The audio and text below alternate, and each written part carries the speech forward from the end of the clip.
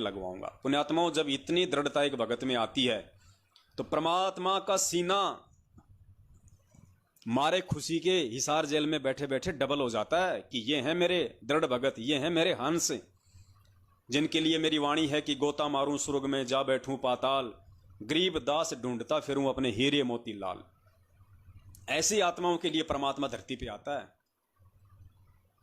और पुण्यात्माओं, इसीलिए भगवान ने ये थोड़ा बहुत समय हमें और दे रखा है कि जितना जल्दी हो सके मेरी आत्माएं काल एजेंट सतलोक आश्रम मैनेजमेंट हरियाणा वालों के चंगुल से निकल के, उनके षड्यंत्रों से निकल के, ज्ञान को आधार बना के सत्सेवकों के साथ में जुड़ जाएं, साध संगति से जुड़ जाएं, धार्मिक भंडारों में अपना सहयोग करें। क्योंकि इस पृथ्वी पे यदि कोई बचाव का वर्तमान में रास्ता है तो वो पूज्य गुरुदेव जी ने हमें बता दिया है, और वो रास्ता परमात्मा की भक्ति है। 5 यज्ञ हैं, और पिछले 7 वर्षों से काल एजेंट सतलोक आश्रम मैनेजमेंट हरियाणा ने काल प्रेरणा से वो भंडारे संगत में रुकवा रखे हैं, भंडारे संगत में बंद करवा रखे हैं। पहली बात तो मैनेजमेंट के पीछे चल के भगत अपने 5 यज्ञ पूरे कर ही नहीं पा रहे, और ऊपर से 5वां यज्ञ तो जो कि धर्म यज्ञ है वो तो बिल्कुल ही मैनेजमेंट ने बंद करवा रखा है। अरे पुण्यात्माओं, हमने भगवान बना रखा है अपना गुरु। अरे पूज्य गुरुदेव जी हमारे गुरुदेव हैं, हमारे भगवान हैं, और भगवान मिलने के बाद में अपने घर पे 10, 20, 100, 50 भगत भाई बहनों को बुला के उस भगवान की चर्चा करवाने के लिए, और मुझे एजेंटों की जरूरत पड़ेगी, मुझे दलालों की जरूरत पड़ रही है। कौन लगते हैं ये मेरे सतलोक आश्रम मैनेजमेंट हरियाणा वाले? मुझे मेरे परमेश्वर ने सत्संग सुनने का सार्वभौमिक आदेश दिया हुआ है। अपने भगत भाई बहनों के साथ में मिल बैठ के सत्संग सुनने का, साथ संगति करने का सार्वभौमिक आदेश दिया हुआ है अपने सत्संगों में। तो मैं क्यों ना करूं? किससे डरूं और क्यों डरूं? और पुण्यात्माओं, जो व्यक्ति अपने भगवान का सत्संग अपने घर में रखवाने से डर रहा है, घबरा रहा है, अभी उसको इस परमेश्वर के ज्ञान की छींट भी नहीं है, भले ही वो अपने गले में 2-2 लॉकेट पहन के घूमता हो। पुण्यात्माओं, दया है आप सभी भाई बहनों के ऊपर और मुझदास के ऊपर, जो परमेश्वर ने आप और हम सभी को साथ संगति से जोड़ दिया है। परमेश्वर ने हमें अपना आध्यात्मिक ज्ञान देके, अपने विधान से रूबरू करवा के, और साध संगति के माध्यम से सबको, जैसे माड़ा में जो मन के होते हैं एक धागे के माध्यम से जुड़े होते हैं, इस प्रकार से परमात्मा ने साध संगति के माध्यम से सभी सत्सेवक भाई बहनों को जोड़ के रखा हुआ है। पुण्यात्माओं, बहुत सारी बातें हैं, आगे का वीडियो हम शुरू करें, लेकिन कोई भी चीज, क्योंकि हमारा लाइव आने का जो मकसद है वो केवल एक ही है, और वो मकसद आप और हमारा नहीं है। आप और हम 2 कोटि के जीव हैं। वो मकसद उस परमपिता परमात्मा सतगुरु रामपाल जी भगवान का है, जो अपने सत्सेवक बच्चों के अंदर सत प्रेरणा करके संगत में उस मैसेज को भिजवाते हैं, प्रचार करवाते हैं। और परमेश्वर का सबसे बड़ा जो मकसद है वर्तमान में वो यही है कि मेरे बच्चे, जो मैं गुरु रूप में आया हुआ हूं, मुझे पहचान लें। पुण्यात्माओं, कोई कितने ही पैर पीट ले, कोई अपने आप को कितना ही सयाना समझ ले, कितना ही अपने आप को चातुर समझ ले, इस भक्ति मार्ग पे यदि किसी प्राणी को, चाहे बहन हो, चाहे भाई हो, बुजुर्ग हो, चाहे बच्चा हो, यदि किसी को सफल होना है इस भक्ति मार्ग पे, तो बिना सतगुरु को पहचाने, बिना सतगुरु को जाने वो कभी सफल नहीं हो पाएगा। उसको जन्म मिलते रहेंगे जैसी भक्ति उसने की है। और परमात्मा कहते हैं धर्म तो 10 के नहीं 10 के तीनों लोक। जैसी हम भक्ति कर रहे हैं उस आधार से परमात्मा हमें आगे से आगे मनुष्य जीवन देता रहेगा। लेकिन पुण्यात्माओं, मोक्ष नहीं होगा, क्योंकि मोक्ष के लिए आप 2 नावों की सवारी नहीं कर सकते। आपको एक नाव की सवारी करनी पड़ेगी, और 2 नाव की सवारी है। एक तरफ तो कागज की फोटो को, दाढ़ी मूंछ वाली को भगवान मानना, कबीर जी मानना, और दूसरी तरफ अपने गुरु को पूजना, अपने पूज्य गुरुदेव जी को बीच बीच में कभी भगवान मान लेना, कभी उनका जन्मदिन मना देना। तो ये जो दोगलापन है, ये जो दो नावों की सवारी है, ये इस कबीर परमेश्वर के भक्ति मार्ग में जहर के समान है। और परमात्मा अपना अमृत ज्ञान देके हमें यही समझाना चाहते हैं कि बच्चों एक नाव की सवारी करो। गीता जी परमात्मा ने पढ़ाई, गीता जी का निष्कर्ष यही है कि अर्जुन, उस एक परमेश्वर की अनन्य भाव से भक्ति करने से ही तेरा मोक्ष हो सकता है, अन्य दूसरा कोई तरीका नहीं है। अनन्य भाव यानी केवल एक पे आश्रित। पुण्यात्माओं, जब तक भगत एक पे आश्रित नहीं होगा, और वो एक भी कौन, दो में से एक भी सतगुरु, गुरु बड़े हैं गोविंद से मन में देख विचार, हरि सुमरे सो रह गए गुरु भजे होए पार। परमात्मा कहते हैं गुरु गोविंद दोनों खड़े काके लागू पाए, बलिहारी गुरु आपना जिन गोविंद दियो बताए। तो हमने अपने सतगुरु देव जी को ही अपनी भक्ति का मूल आधार बनाना पड़ेगा। भक्ति मार्ग में मूल पूजा केवल गुरुदेव की होती है, सतगुरु की होती है। गुरु और गोविंद दो नहीं होते। परमेश्वर अपने सत्संगों में बार बार जिक्र करते हैं कि वो परमात्मा खुद ही ये सारी भूमिका करता है। परमेश्वर की खुद की वाणी है। दास आपको सुनाना चाहेगा परमपिता परमेश्वर जी के मुख कमल से।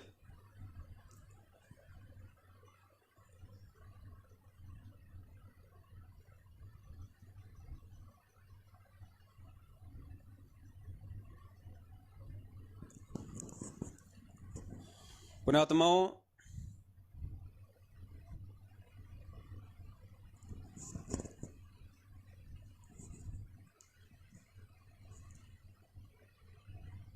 आज भगत जी ने भेजी थी मुझे एक वाणी परमात्मा की।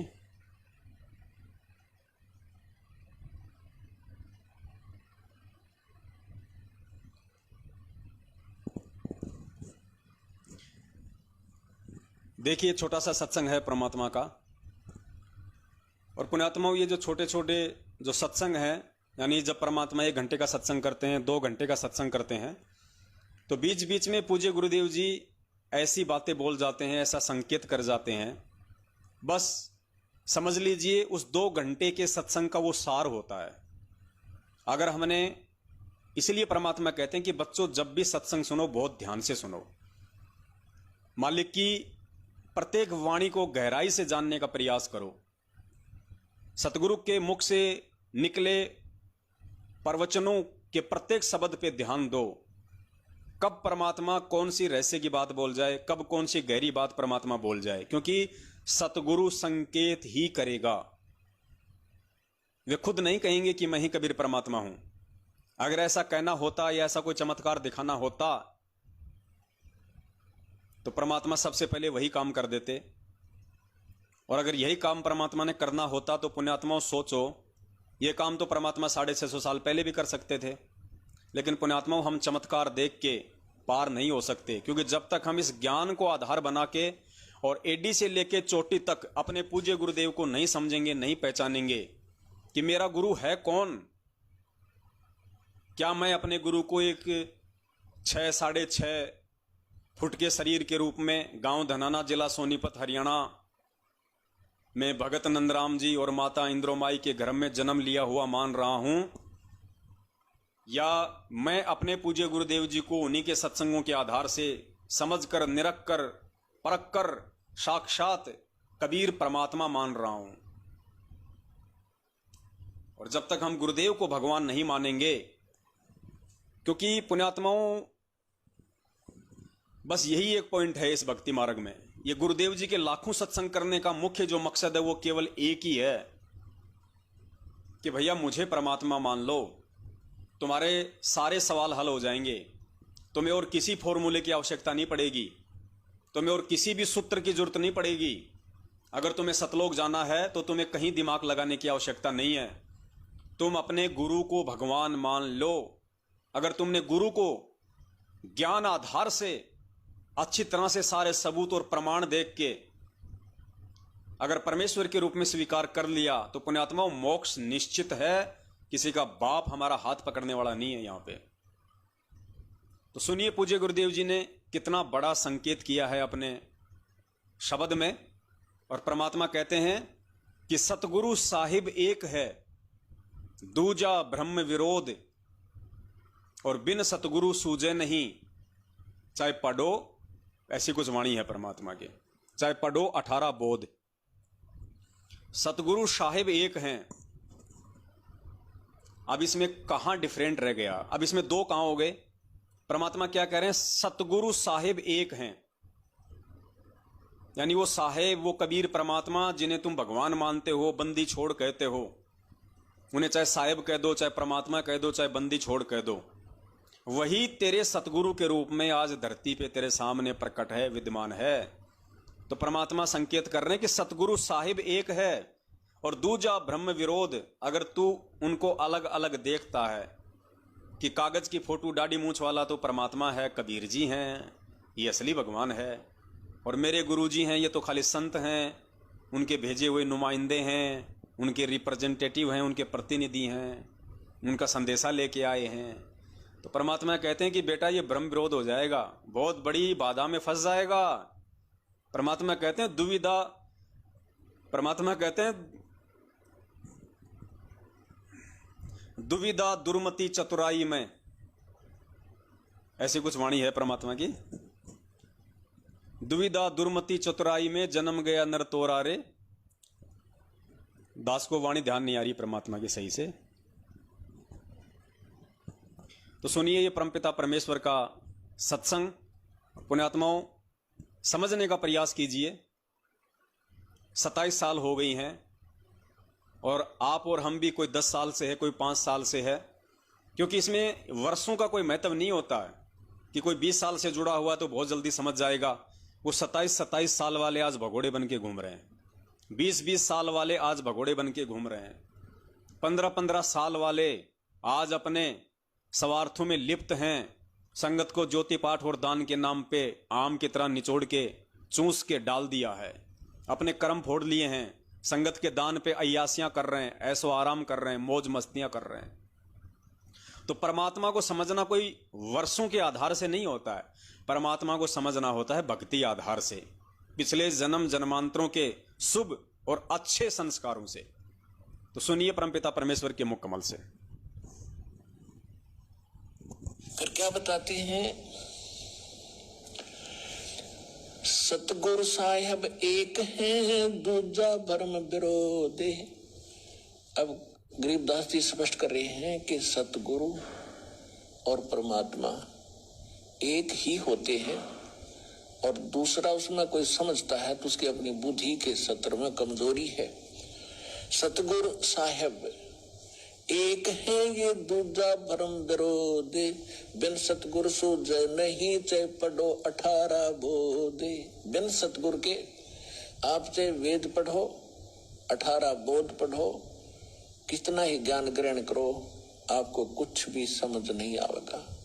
गुरु बिन काहु न पाया ज्ञान, जो थोथा बुछड़े मूड किसाना। गुरु बिन वेद पढ़े जो प्राणी, समझन सार रहे अज्ञानी।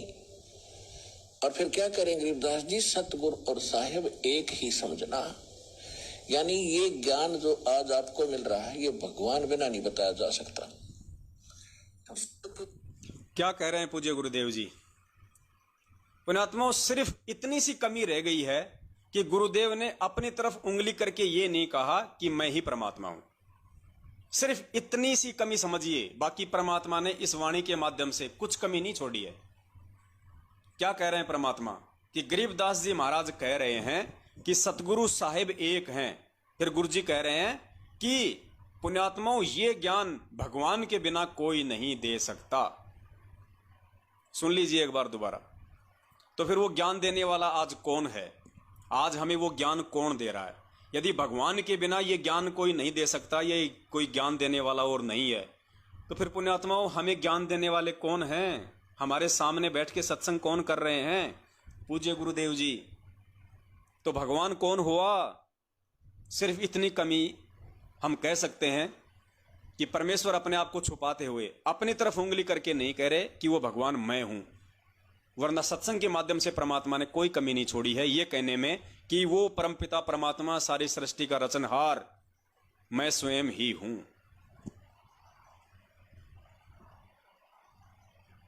जाना गुरुजन वेद पढ़े जो प्राणी, समझन सार रहे अज्ञानी। और फिर क्या करें गरीबदास जी, सतगुरु और साहेब एक ही समझना। यानी ये ज्ञान जो आज आपको मिल रहा है ये भगवान बिना नहीं बताया जा सकता, और भगवान इस दास पर राजी है। ऐसा अनमोल ज्ञान ऋषि महर्षि ब्रह्मा विष्णु महेश सिर पटक कर मर गए, चले गए। इनको वेद समझ नहीं आई, इनको गीता समझ नहीं आई, इनको पुराणों का ज्ञान नहीं। गुरु मानुष कर जानते ते नर कहिए अंध, ओवे दुखी संसार में फिर आग काल के फंद। तो यहाँ भी गरीबदास जी कह रहे हैं सतगुरु साहेब एक है, ये दूजा भरम विरोध, और बिन सतगुरु सूझे नहीं, चाहे पढ़ो 18 बोध। बताओ पुण्यात्माओं, क्या कमी छोड़ दी परमात्मा ने समझाने में। अब देखो, इतना सा तो परमात्मा भेद रखेंगे, इतना सा तो जो पर्दा है परमात्मा रखेंगे, क्योंकि उस पर्दे को हटाने के लिए परमात्मा ने हमें तत्व ज्ञान दे दिया है, परमेश्वर ने हमें शिक्षा दी है। अब ये जो झीना सा जो एक पर्दा परमात्मा ने डाला है अपने और अपने ही दूसरे रूप उस परमात्मा के बीच में, अब ये पर्दा पुण्यात्माओं आप और हम सब ने ज्ञान आधार से मिटाना पड़ेगा, ये डिलीट करना पड़ेगा। ये सतगुरु और परमात्मा यानी गुरु और गोविंद के बीच की जो खाई है, ये खाई पुण्यात्माओं आप और हमने ज्ञान को आधार बना के स्वयं ही मिटानी पड़ेगी।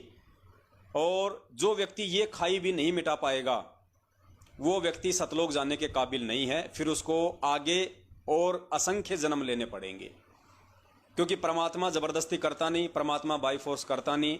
जब तक ये आत्मा अंदर से परमेश्वर के ज्ञान से, सत्संगों से, 5 यज्ञ से, भक्ति से रिचार्ज नहीं होगी, तब तक वो परमात्मा इस आत्मा को जबरदस्ती पकड़ के सतलोक नहीं ले जाएंगे।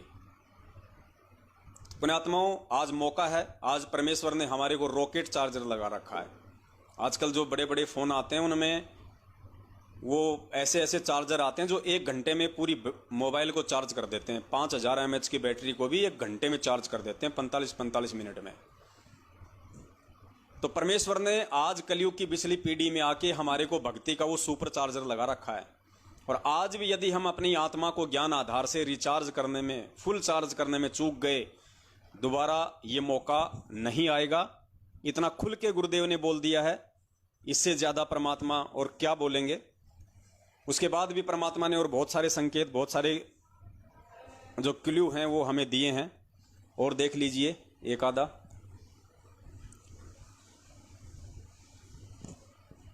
पुण्यात्माओं, साध संगति की दया परमात्मा ने इसीलिए बख्शी है ताकि जो सत्संग हम परमात्मा के पहले नहीं समझ पा रहे थे, आज परमेश्वर ने आप और हम पे दया की है।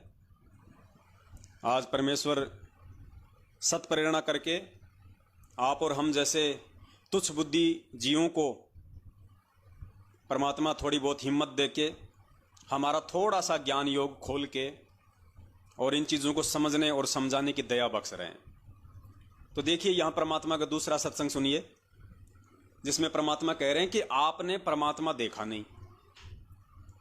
गुरुदेव कह रहे हैं आप और हमें कि पुण्यात्माओं, आपने परमात्मा नहीं देखा, आपने अभी तक भगवान को नहीं देखा है। अब पुण्यात्माओं, देखा क्यों नहीं भगवान को, बताओ। क्या आपके घर में दाढ़ी मूंछ वाली फोटो नहीं है भगवान की? क्या आपके घर में कबीर जी की फोटो नहीं लग रही? लग रही है ना। अरे आश्रम में तो इतनी बड़ी फोटो लगी रहती थी गुरुजी की, जिसमें गुरुजी तो नीचे बैठे रहते थे, गुरुजी के ऊपर दाढ़ी मूंछ वाली बड़ी सी फोटो लगी रहती थी गुरु गोविंद की। तो है ना कबीर जी, वो दाढ़ी मूंछ वाले भगवान ही तो हैं, वो कबीर जी तो हैं दाढ़ी मूंछ वाले। तो फिर गुरुजी ये क्यों कह रहे हैं कि बच्चों तुमने भगवान देखा नहीं, जबकि हम तो हर बार देखते हैं भगवान, दिन में 2 बार देखते हैं भगवान। पुण्यात्माओं, यही तो वो भेद है, क्योंकि परमात्मा ने कई सत्संगों में कह दिया कि पुण्यात्माओं, तुम जो ये फोटो देखते हो दाढ़ी मूंछ वाली, ये भगवान की असली फोटो नहीं है, ये तो काल्पनिक फोटो है, ये तो एक पुण्यात्माओं, बीच में थोड़ा सा डिस्कनेक्ट सा हो रहा था, पता नहीं क्या प्रॉब्लम है। परमात्मा ने दया की है, फिर से जुड़ गया है। तो सुनिए ये परमपिता परमेश्वर का छोटा सा सत्संग, जिसमें गुरुदेव खुद ही रिजेक्ट कर रहे हैं और परमात्मा कह रहे हैं कि आपने परमात्मा नहीं देखा। तो कितना बड़ा संकेत दे दिया भगवान ने, कितना गहरा संकेत दे दिया पूज्य गुरुदेव जी ने ये बात कह के कि पुण्यात्माओं, आपने परमात्मा नहीं देखा है। जबकि हमारी आंखों के सामने कबीर जी की फोटो रहती है, तो क्या वो फोटो भगवान नहीं है? गुरुदेव क्या कहना चाह रहे हैं, क्या संकेत हमारे को करना चाह रहे हैं? क्योंकि पुण्यात्माओं,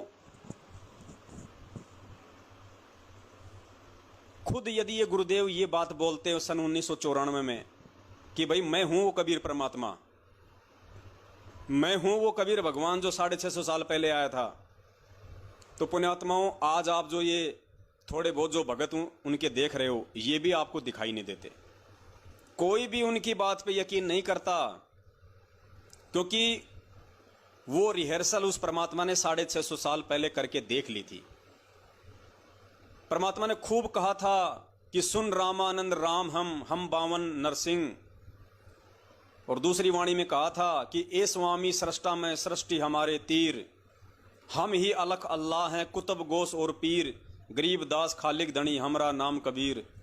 पता नहीं कितनी वाणियां बोल बोल के उस परमेश्वर ने अपने आप को भगवान सिद्ध किया, अपने आप को परमात्मा कहा, लेकिन 64 लाख में से एक भी जीव ने उनको परमेश्वर के रूप में स्वीकार नहीं किया। उनको नीरू नीमा के बेटे के रूप में ही मानते रहे कि कोई विधवा ब्राह्मणी थी जो गर्भवती हो गई, कंवारी थी, लोक लाज के मारे बच्चे को लहर तारा तालाब पे छोड़ के चली गई। नीरू नीमा उसको वहां से उठा के ले आए। पुण्यात्माओं, क्या आज भी हम वही गलती दोहराएंगे? क्या आज भी हम वही गलती करेंगे? 650 साल पहले तो उन नकली धर्मगुरुओं के कहने पे कि ये कबीर जो है ये शास्त्रों को नहीं जानता, ये कबीर जो है ये पढ़ा लिखा नहीं है, इसको अक्षर ज्ञान नहीं है, ये क्या जाने गीता में क्या लिखा है, वेद में क्या लिखा है, उआबाई बकता है। तो हम लोगों ने स्वीकार कर लिया कि भाई बात तो सही है, ये तो नीरू नीमा का लड़का है, हम तो इसको जन्म से देखते आ रहे हैं, ये कभी स्कूल में गया नहीं, कभी किसी गुरु की शरण में गया नहीं, ना तो इसको अक्षर ज्ञान ना इसको आध्यात्मिक ज्ञान, ये कैसे वेद शास्त्रों को जान सकता है? तो ये सोच के हमने अपने भगवान को रिजेक्ट कर दिया। पुण्यात्मा, वही गलती हम आज करने जा रहे हैं। उस समय हमसे गलती करवाई नकली धर्म गुरुओं ने, और आज हमसे गलती करवा रहे हैं ये नकली भगत सतलोक आश्रम मैनेजमेंट हरियाणा वाले। पूज्य गुरुदेव जी का कलयुगी परिवार, उनके बेटा बेटी भाई बंधु रिश्तेदार जवाई, आज वो गलती ये लोग हमसे करवा रहे हैं, ये कह के कि गुरु जी का तो मां के गर्भ से जन्म हुआ है, गुरु जी का तो जन्म हुआ है। और फिर इनसे पूछो तो कह देते हैं भैया ये तो गुरु जी कहते हैं कि मेरा जन्म 8 सितंबर 1951 के दिन हुआ। अरे अगर इस ज्ञान को आधार ना बना के, और अगर तुमने उसी तरीके से चलना है, सांप वाली लकीर ही तुमने पीटनी है, फिर तो गुरुजी संध्या आरती में ये भी कहते हैं लास्ट में कि तेरा रामपाल अज्ञान किया सतलोक का वासी। तो गुरुजी को अज्ञानी कहो ना, फिर कहो गुरुजी को अज्ञानी। गुरुजी तो बहुत सारे सत्संगों में ये भी कहते हैं कि मेरे जैसे ठग गांव गांव में बैठे हैं, तो गुरुजी को ठग की संज्ञा दो, फिर गुरुजी को ठग कहो भाई, क्योंकि गुरुजी खुद अपने आप को ठग कह रहे हैं। लेकिन गुरुजी किस परिदृश्य में, किस बात को समझाने के लिए, किन लोगों की बिगड़ी हुई नीयत को समझाने के लिए अपने ऊपर उदाहरण देके समझा रहे हैं। इस चीज को समझना ही तत्व ज्ञान है, उस परमात्मा के भगत की पहचान है।